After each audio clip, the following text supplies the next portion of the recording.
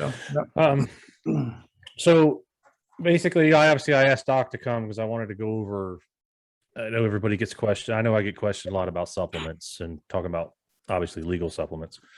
So I figure I have the doc on, have you guys on. You guys are personal trainers, pro bodybuilders and stuff. So we can discuss. I'm just going to bring up one at a time.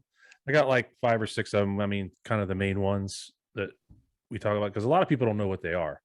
You know, like creatine. That's our first one.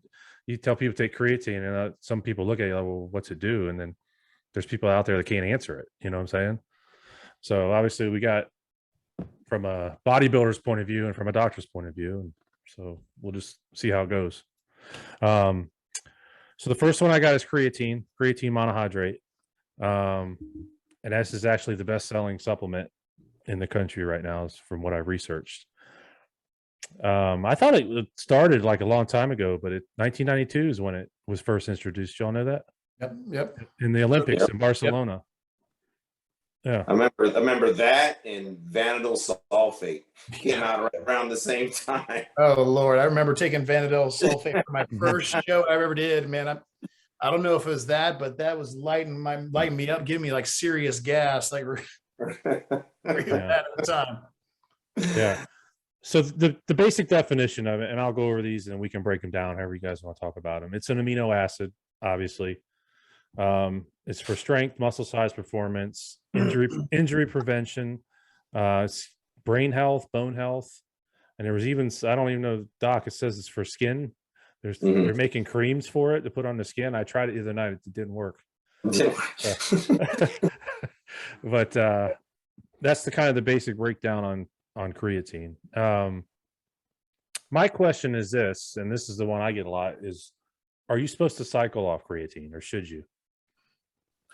From a medical, like I said, I'll give you the guys the boring biochemistry, then let the other guys talk about the fun stuff. Okay. You know, the creatine, the way I tell my patients and so on and so forth, it's more, it helps to induce the carrying of stuff into the cell. So what I'm kind of saying is, like, you know, post-workout, you know, what's the big thing? You need to increase insulin by raising sugar, increase insulin. Insulin's a carrier, which is going to push everything into the cell to make cell physiology work better. Fat lipolysis, muscle synthesis, so on and so forth.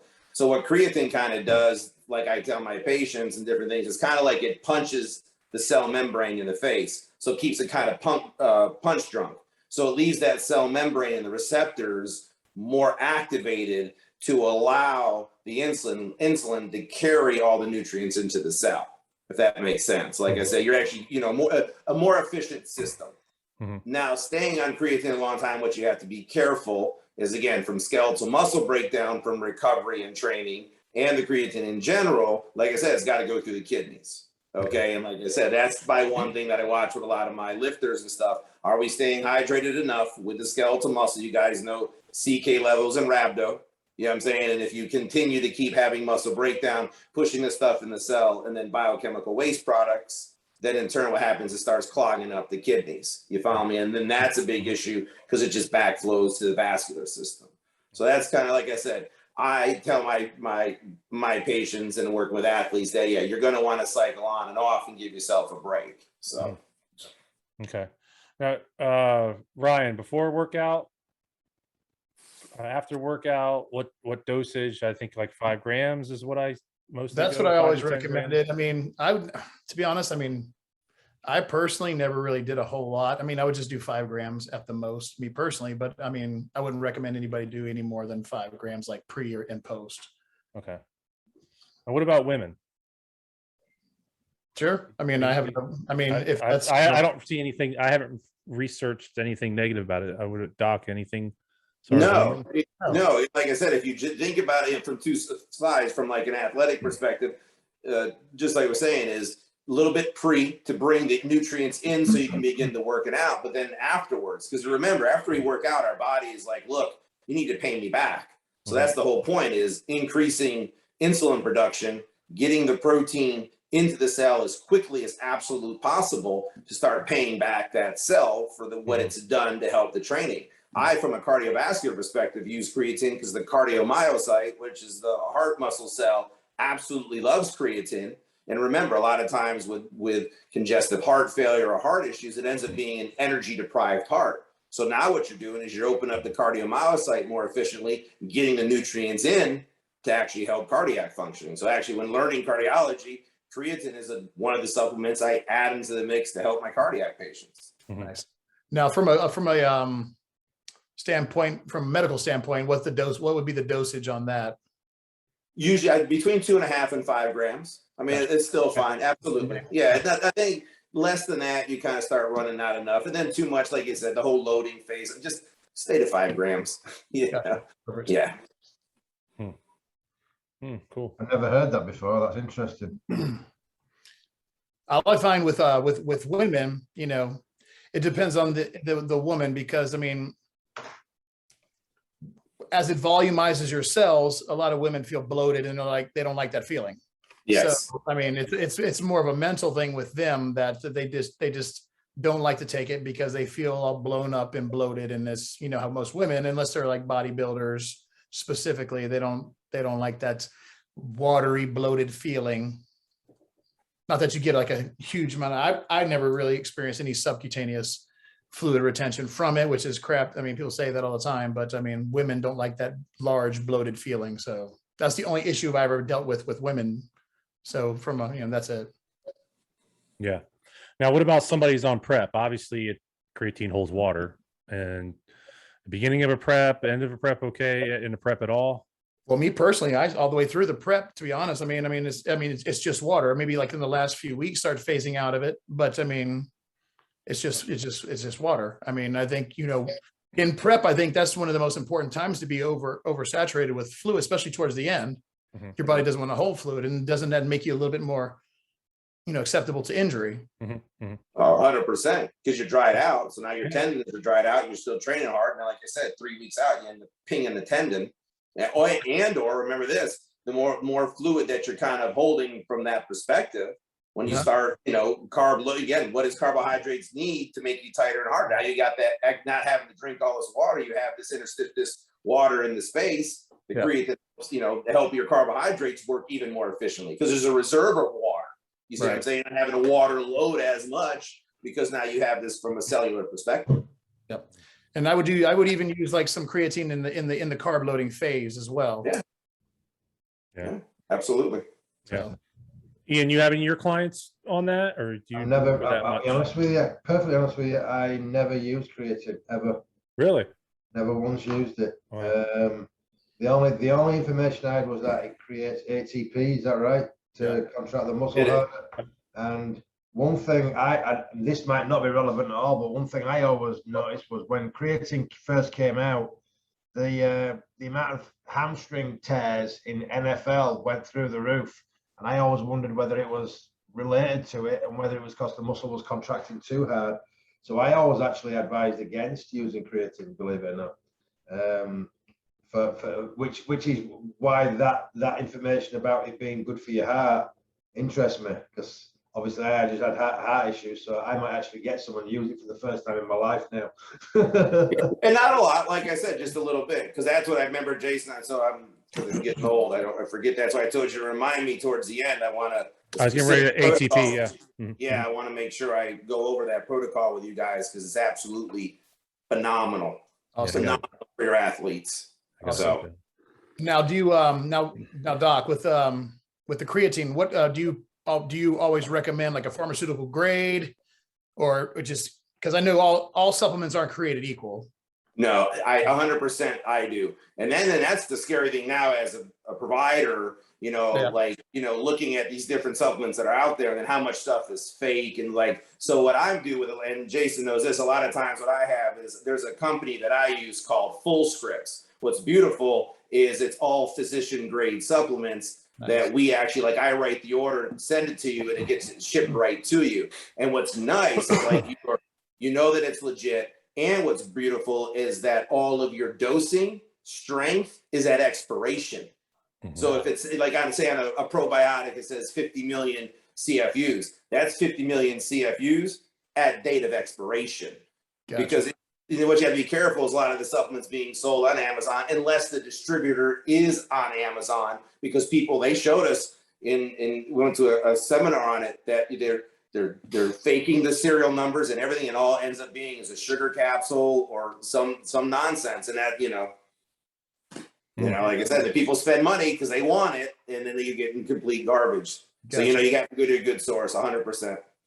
That's the scary thing about the supplement industry. It's just most of the products don't get the FDA approval. Mm-hmm. Nope. But more of course the better companies will go ahead and get that on their label. But I mean, does that mean it's better than others? 100%. You don't know, so you have to find that reliable source and kind of hope for the best, and again understand what you're looking for. And that's what's scary. Like I said, I try to come on and share with you guys, and this. But like I said, then you get you guys are great, but then you get coaches who don't know what's going on, and then they have their own self-fulfilling prophecies, and then they're buying again. And then what's scary is now they make these supplements is expensive, if not more expensive than the drugs. Well, if this dynamic muscle builder was $150 and testosterone 70, well then it must be good. I've got to get it. It's nothing but garbage. You know what I'm saying?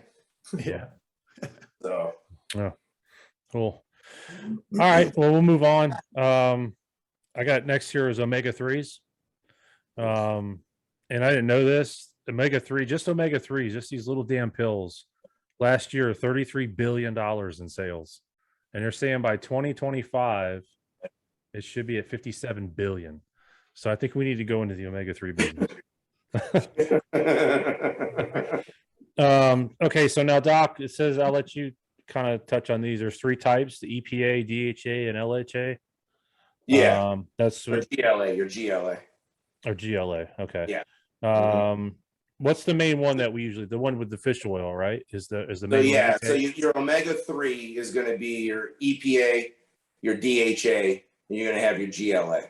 Okay. So vitally, and I cannot emphasize this, just as when people ask me, what can we do for general health? What do you take? That's one of the supplements that every human being must take. Yeah. Because I don't want to, I can take the whole time talking about it, but very briefly, what's in the middle of all of our cells? Fat. Mm-hmm. Well, omega-3 fatty acids, the phospholipids, the omegas play a big role in it.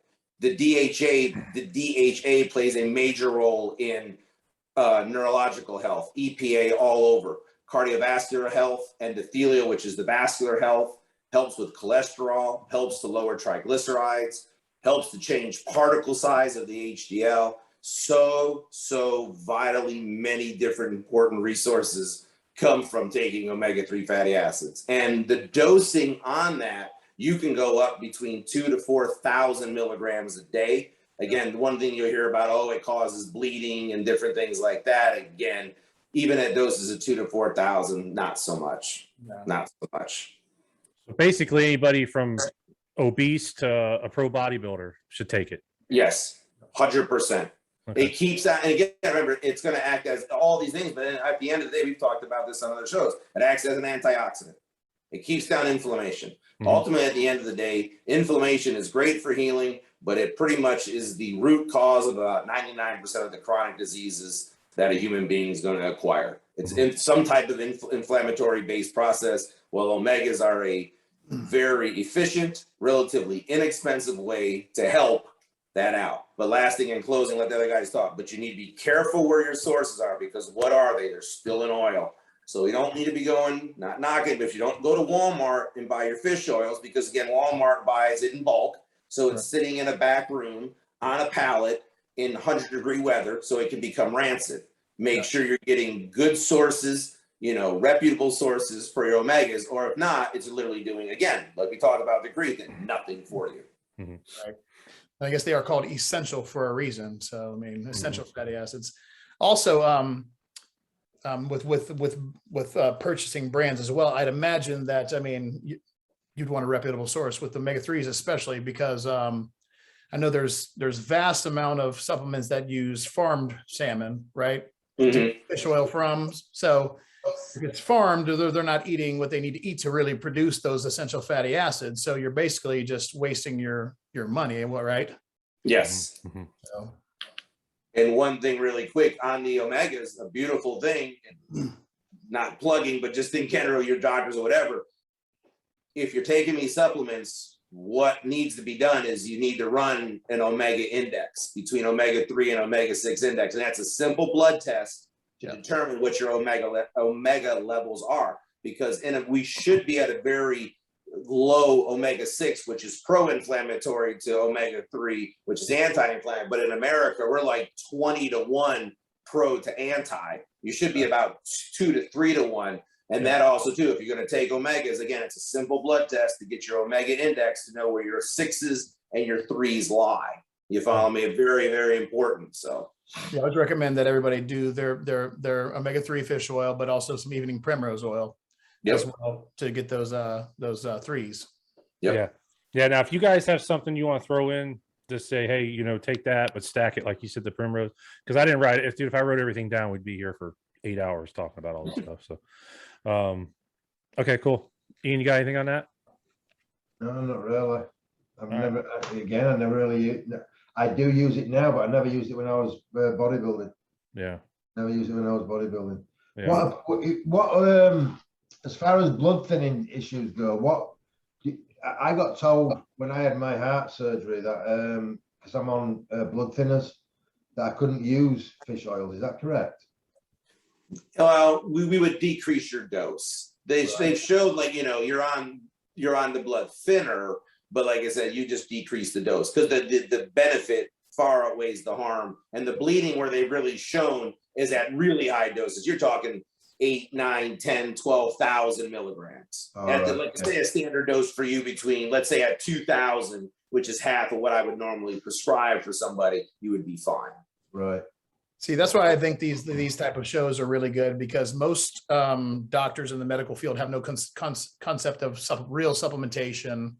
They know the pharmacology way of prescribing something, but they don't know, you know, the actual real truth about like the supplement world and health supplements. But it is. And then really just a quick story on that. My mom's husband, my stepfather, is on dialysis. He's not doing so well, but he has calcification throughout arteries and different things. So I just told him about with its vitamin K, it's K2 MK7, which is one of the only things naturally that's shown to decrease calcification. So he showed it to his renal doctor, and he's like, I don't know what this is. I don't know what this is. I'm not sure. I mean, like I said, it is. You're right. It's sad. Like I said, that's why, again, I had somebody when I was sponsoring a show, and they're like, well, what are you trying to get out of this? And I found it insulting. I'm not trying to get anything out of this. Right. I have 3,000 patients. I'm not asking for anything from anybody. I'm just trying to help people out so they have a place to get legit information. You know, and like you're saying, you know, who knows about this stuff? Not many people. And a lot of it's guessing. And if you go to your reputable person, they literally can't have any idea of what the hell is going on, you know? I got to add to that. I mean, doctors nowadays, they don't even know about nutrition, basic nutrition. I mean, when I went in for my, after my heart surgery, the only thing they told me to do was not to eat red meat. That's the only thing they told me to change in my diet. And I don't eat red meat. Yeah, but and that's not what caused the problem, right? You know, but like, and that's what's sad though. That's what's sad. Think about, if you look at the state of at least America today, why is there so many disease processes? It's because of what they eat. Maybe if we taught a little bit of nutrition, we wouldn't be so goddamn unhealthy. We're unhealthy because of what we're eating. It's as simple as that. That's the one of the turnoffs that I've always had towards the medical field, is the lack of preventative health.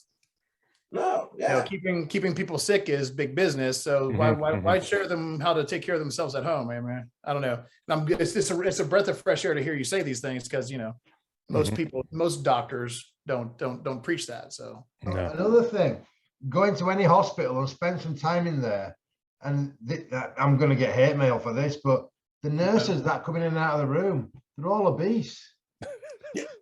Well, yeah. Am I right or wrong? I mean, they're not practicing good nutrition. And I've been in the hospital. Walking in and out of the room, and they're telling me not to eat red meat, and I'm like, well, you obviously didn't skip red meat day. Exactly.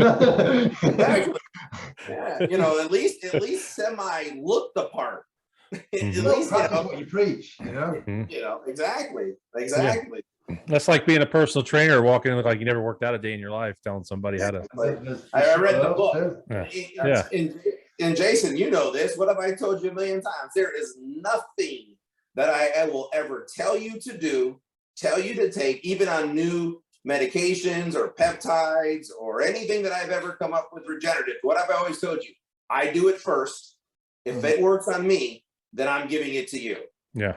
So I've read the research and done the research, but then I say, look, I got this badass peptide combination coming down the pipe. Give me 16 weeks because I'm going to take it.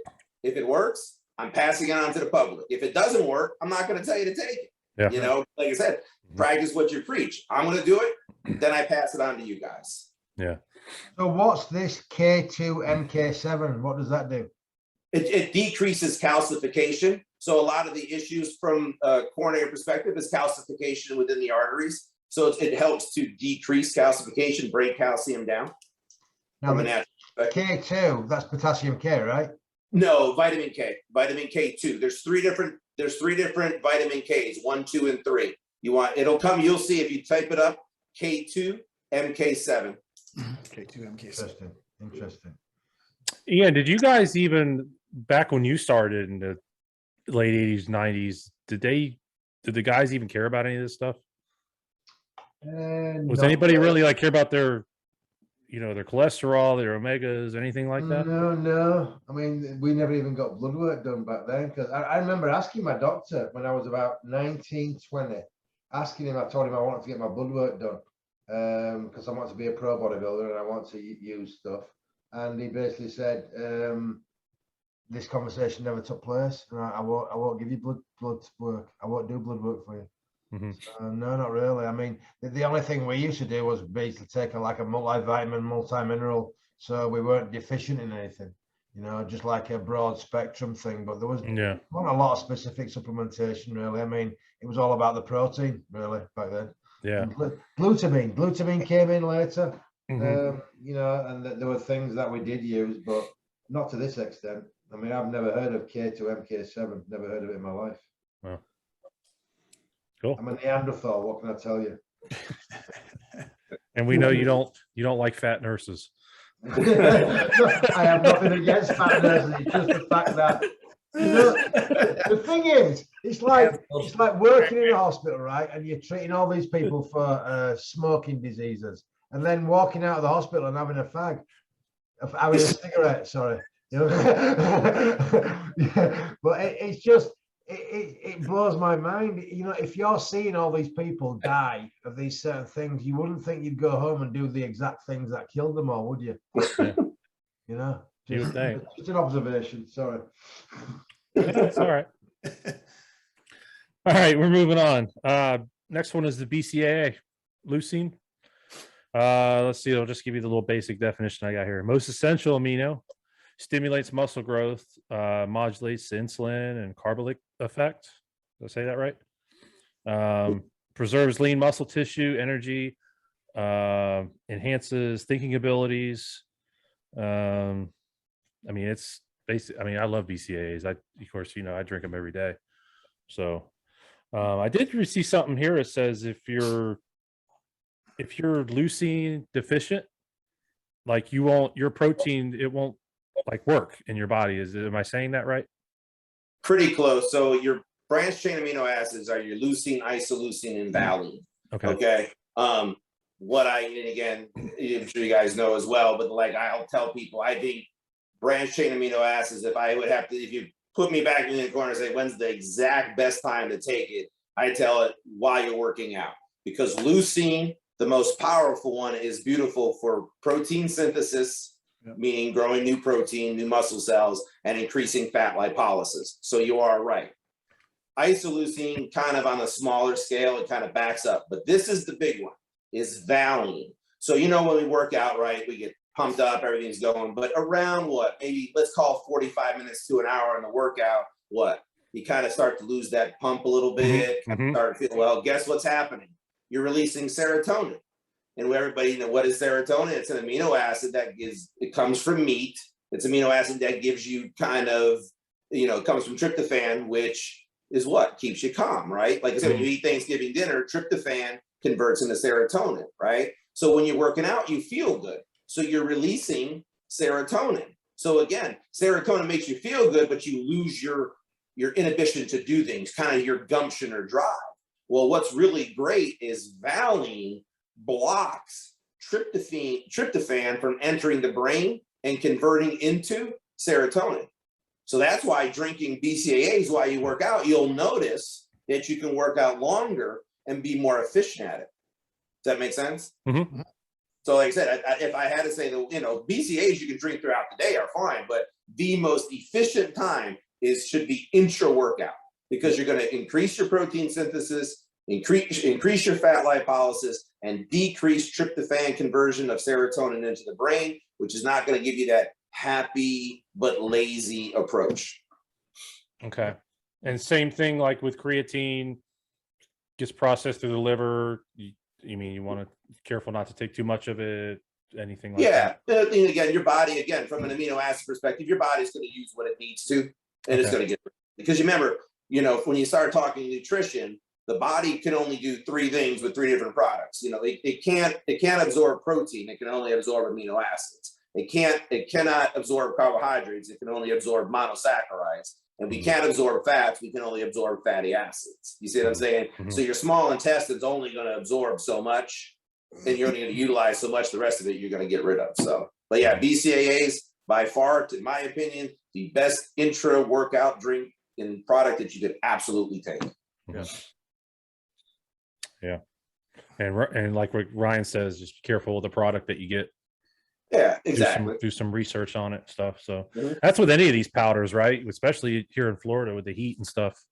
But, yeah, I mean, where's it? You know, where's it coming from? How long is it sat on the dock? Mm-hmm. You know, Florida's what? It's very humid and hot. Mm-hmm. So I don't want my BCAAs being on the back of the truck and sitting there for 5 weeks out in the barreling sun. You know what I'm saying? A hot ass warehouse, which most of them will do. So, so yeah. Yep. Good. Cool.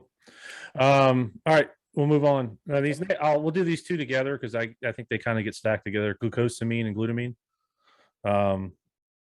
Glucosamine is vital role is building cartilage. Obviously, everybody knows what cartilage is, the padding on the bone. Treats arthritis and osteoarthritis. It occurs naturally in fluid around the joints. Is that correct? Okay. Yep. Says sulfate might be the most important. Yeah. I have that monosodium. I forget. It's MSM. So, yep. Okay. All right. And then glutamine is important for detoxification, cleanses the bodies of ammonia. It says here in 1 hour of exercise, 40% of your glutamine drop. Does that sound about right? Yep. Because remember, glutamine is the most abundant amino acid stored in the muscle. So again, would obviously make sense. If you're working out, you're breaking down muscle, so you're going to release it. So now that we've got, I mean, we'll talk a little more about these, but now that we've gone over a few of these, what do you have to be careful with when you're getting like a mixture of all these things together, like a stack? I mean, is there certain thing you need to look for in these blends, I guess they're called? I know that in your BCAAs, I don't care what the number is, but it needs to be a 2 to 1 to 1 ratio. You know, I don't care if it's 14,000 milligrams, 7,000, 7,000, but your BCAA should be a 2 to 1 to 1 ratio.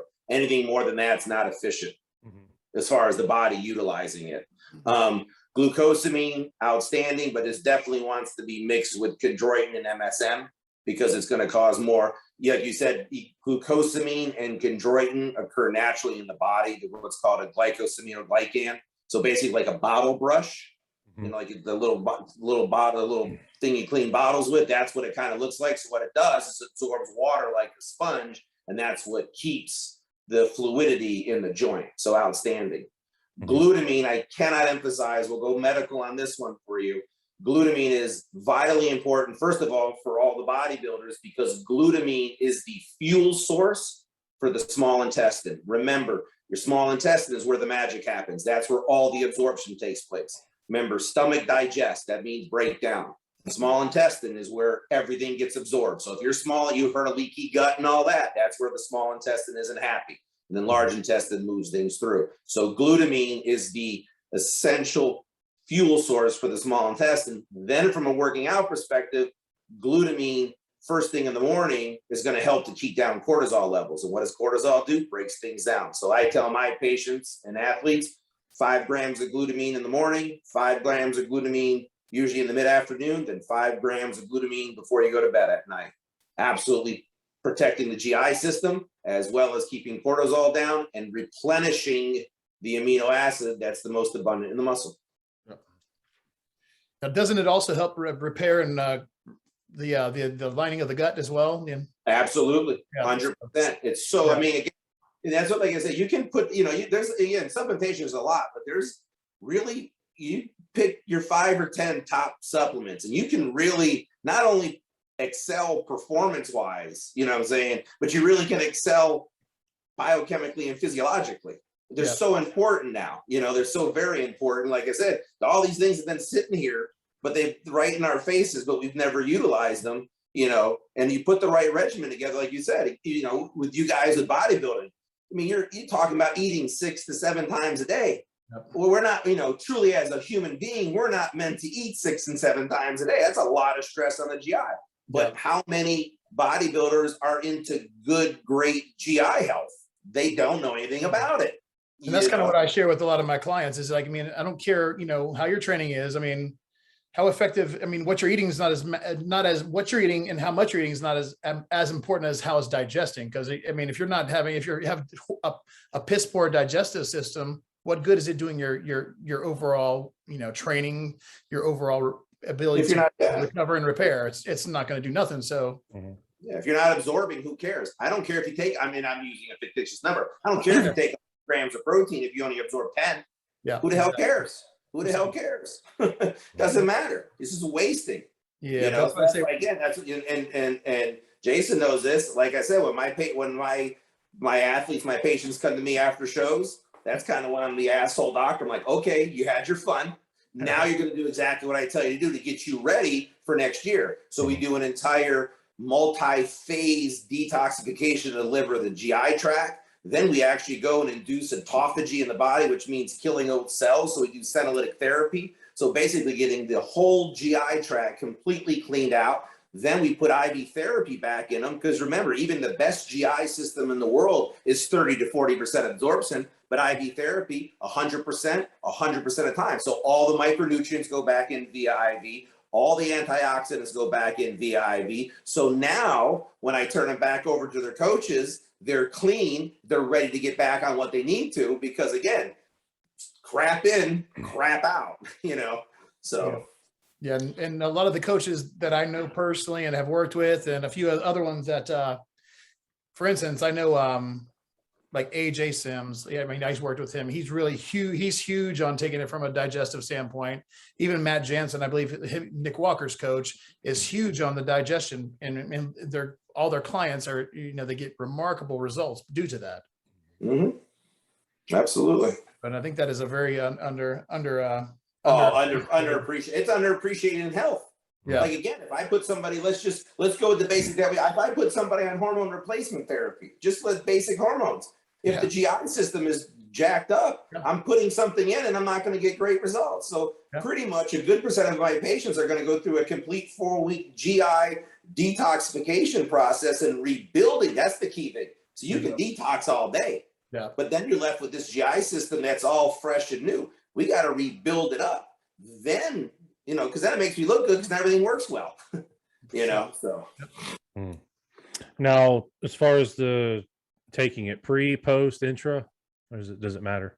The glutamine, I mean, you can take it. I would still go intra with your BCAAs. Glutamine afterwards is better because again, like you said in your piece, you're losing 40% out of the muscle or muscle breakdown. So again, same difference. You gotta pay Peter, because you just took from Paul. So okay. Really quick, I just wrote multivitamins down. There's a million different multivitamins out there. We know. Anything specific we need to look for in multivitamins, Doc? I think we've talked about this before. You just want a well-rounded one. I tell you one that I've been taking for 15 years and it's been great. I hate taking tons of pill. It's a company called Life Extension. They have a 2-a-day capsule, and it has, you take 2 of them, conveniently enough, and it has high doses of all your basic vitamins, minerals. And like I said, because at the end of the day, I don't care how well we eat, just like Ian said, we're deficient. You're deficient in something. And to not be deficient in something by going nearly straight diet, then none of us are ever going to work, and all we're going to do is eat all day. You understand what I'm saying? It's just absolutely impossible. So multivitamin is again, like I told you, omegas, number 2 on my list is a multivitamin. Everybody needs to be on a multivitamin. It just bridges the gap. Yeah, you know? And definitely Life Extensions is a phenomenal company. So, I mean, all their stuff is grade A. Yeah, 100%. And they're always on the latest. And I mean, I'd say 70% of what I take is still to this day Life Extension. Yeah. Yeah. And for people that don't know, Doc, what are free radicals? So those, remember, free radicals are what's floating around the bloodstream, and also then what they end up becoming is reactive oxygen species, which in turn cause oxidative stress.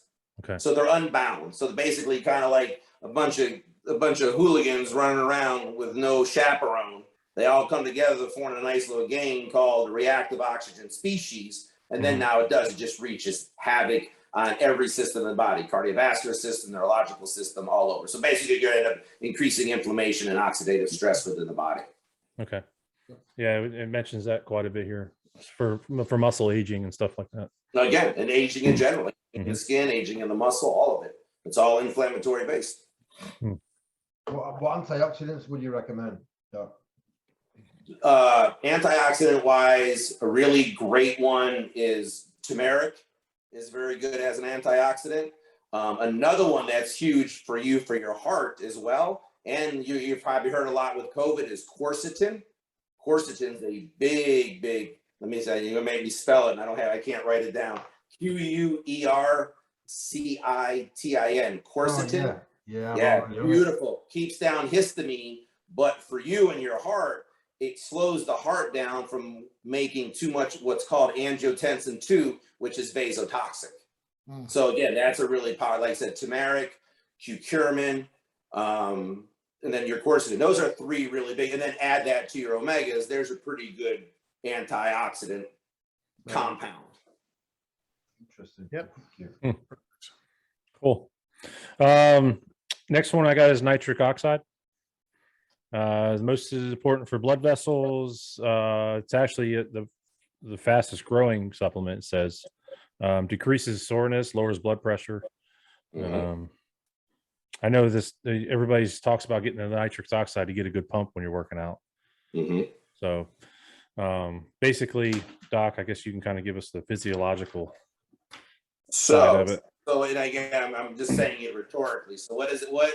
And I know you guys know this, but what does everybody always say with, I'm going to shed some insight so you guys know the legit part of stuff. So what is the big thing with nitric oxide? What do you guys always hear?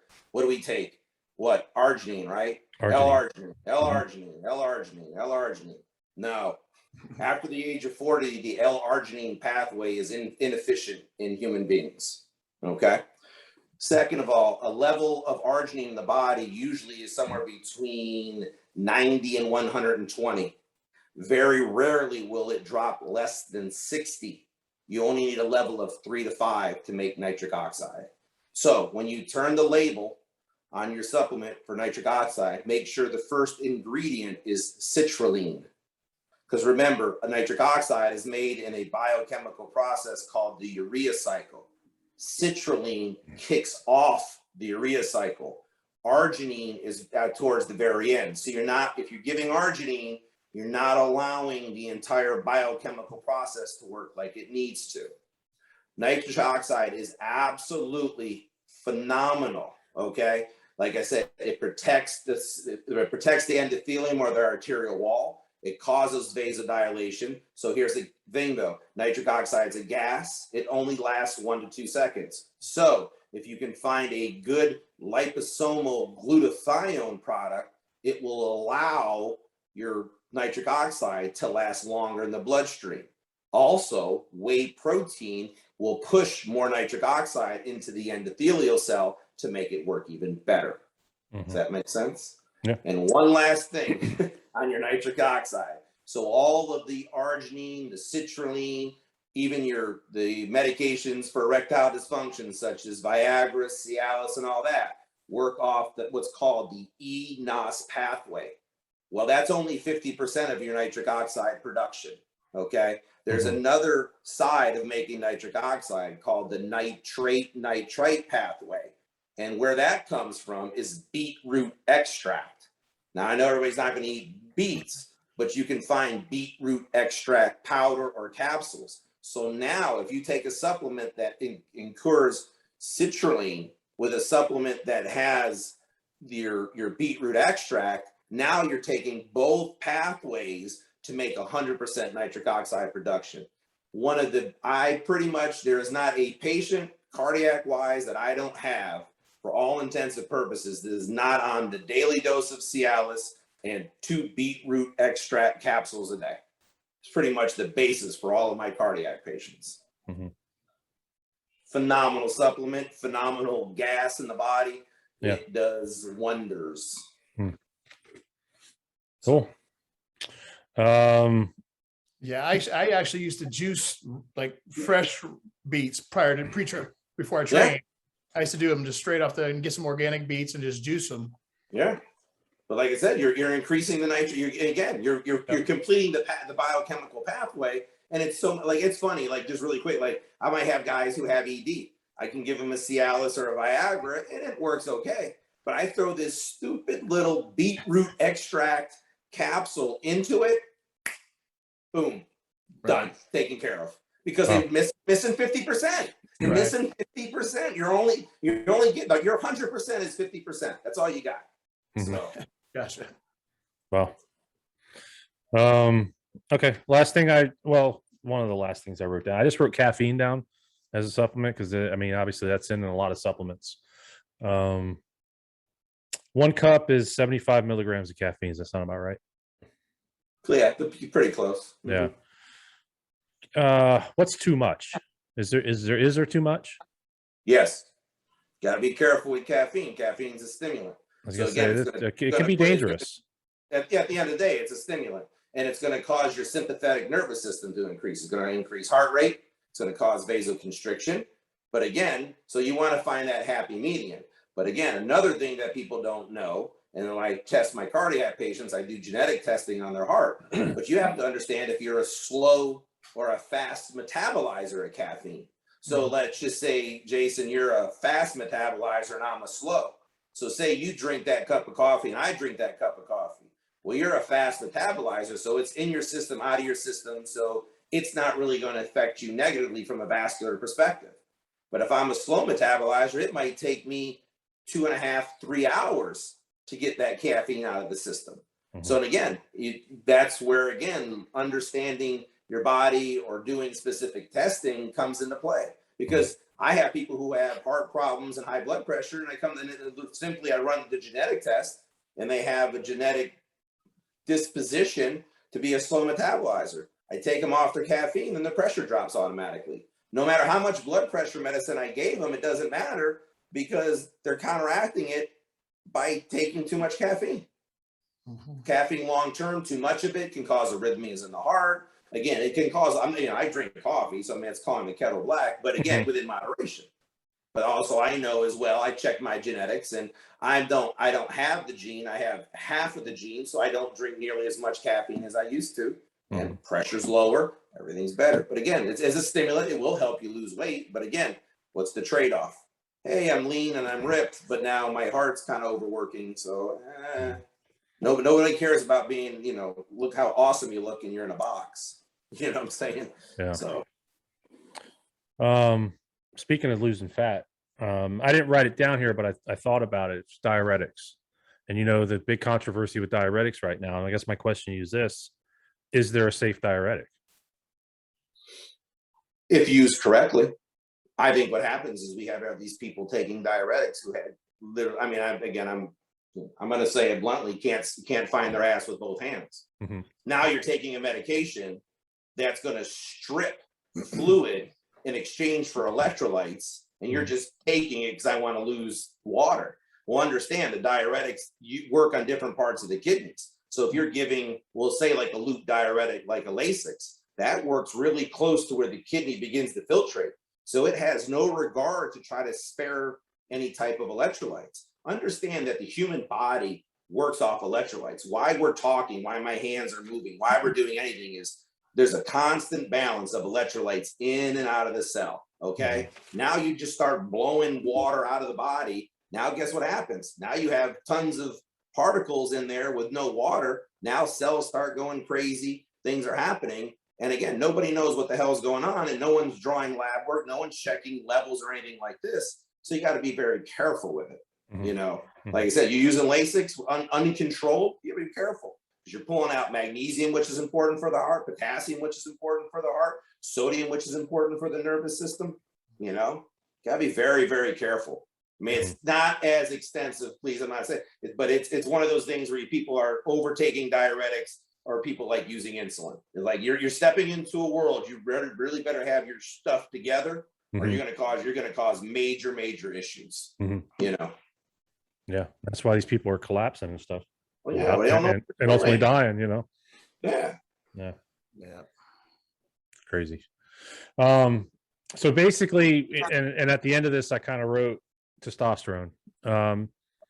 If your testosterone for men, I don't know about the women, but if your testosterone levels aren't what they need to be, is this stuff going to even work? I mean, is it kind of like with everything else, testosterone is the basic foundation for all this? It's the fundamental hormone. Let's clear the air and take performance out of it. Right. You know what I'm saying? I'm talking prescribed TRT. Oh yeah, no, I'm saying, and that's because I want the audience knows. Take performance out of it. Take what does testosterone do for a human being, guy and girl. I answer your question on both ends. Yeah. It's get up and go. It's motivation. It's zest for life. It's mental clarity. It's the ability of the body to recover and perform on a consistent basis. Remember, if the hormone is low in a guy or a girl, you're increasing vascular inflammation. If your testosterone is low, like we talked about last time, you're at a 3.5 times greater risk of a coronary event. You see what I'm saying? So your question, if your testosterone is low, remember, it's if your hormones are not optimized. Remember, heart and brain, uberly important for life. But what fuels everything is your hormones. It's kind of like having a Lamborghini, right? Got nice tires, got a beautiful motor, but if you don't have gas in it, the some bitch ain't going anywhere. So you can put all the, I can wax the Lamborghini and I can put a cool stereo system in it, but if I don't have gas in it, it's not efficient. So yes, your question is, you need to optimize your hormones, testosterone, all of them, so that when you put the nutrients in, they'll work biochemically and physiologically like they're supposed to. If you're not, you're kind of you're fighting an uphill battle. Makes sense. Brian, you got anything on that, Ian? I need to come over. I need to drive over there once my shows are over and see you. Definitely. Yeah. You're in your new building now, right, Doc? January. Okay. Yep. Is it same area? Or? Oh, 10th of a mile down the road. Okay. Okay. Yep. Next street light. So it's good because I'm at the street light. So in and out. So you don't have to cross traffic anymore. Oh, okay. Yeah.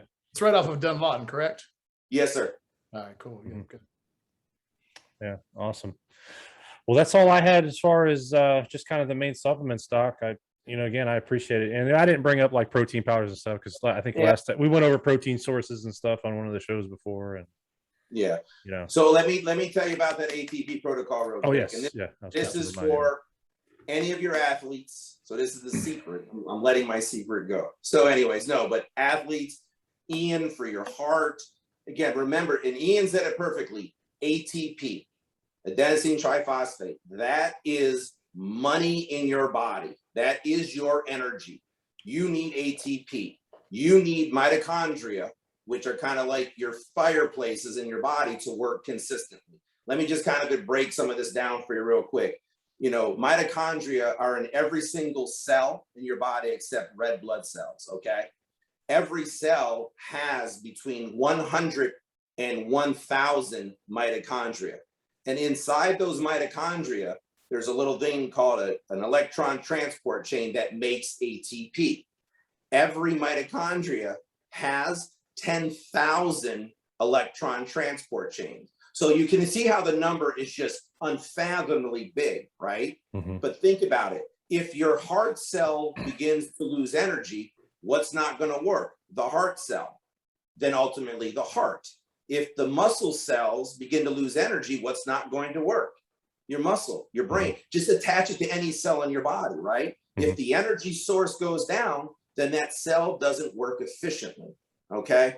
So what you need to do is to make sure that you're protecting your mitochondria and you're helping your body to make and increase ATP production. So here's 4, maybe an extra one to throw in there for good measure for the heart as well. The first supplement it's D as in Dan, so D-ribose. Okay, and you can actually go on Life Extensions and get that, and it's in a powder. All right, you take 5 grams 3 times a day. So that, again, D-ribose is the backbone sugar that helps to make ATP. All right, you guys have heard this one, L-carnitine. Okay, L-carnitine. So fatty acids, like we talked about, go inside the mitochondria to be burned for energy. But fatty acids can't get into the mitochondria by themselves. They need a chaperone. Carnitine is the chaperone. So L-carnitine, 3,000 milligrams a day. So you can split it up 1,500, 1,500 twice a day, or do 1,000 3 times a day with your D-ribose, okay? The next is CoQ10. You guys have heard of that. You would hear things, oh, you need ubiquinol, you need ubiquinone. Well, it doesn't matter. Ubiquinone is the cheaper one. Your body's got to convert it to ubiquinol anyways. So you want on your CoQ10, 300 to 600 milligrams a day. CoQ10 helps that little train I told you about stay interconnected so the parts can help make ATP. Number 4, what you want is you want magnesium. You want a chelated magnesium, not like citrate, but like malate or glycinate. Magnesium is the catalyst for over 400 different biochemical reactions in the body, all right? And last, and this is like for Ian to throw in, and just to keep protective measures of your heart, taurine. Taurine at 3,000 milligrams a day. Taurine is the most utilized amino acid by the heart or the cardiomyocyte. If you can put those 4 things, even like CoQ10, you're not going to find in a powder because it's liquid based in a capsule. But the other 3 things, 4 things you can find in powders. And what I do every day is I drink 3 small Gatorades. I put all that powder in a drink and I drink it and I take it with my CoQ10. If you can do that, there's your natural energy producer. And again, you're not going to see it right away, but over time, watch how things in your body begin to just work better. I'm telling you, by far, if you can do that, you will see an absolute change just in the way that you feel, your performance, just in general, because now you're basically on autopilot. Your investments are now making you enough money to live. So it's so vitally important. Yeah, sounds good. Awesome.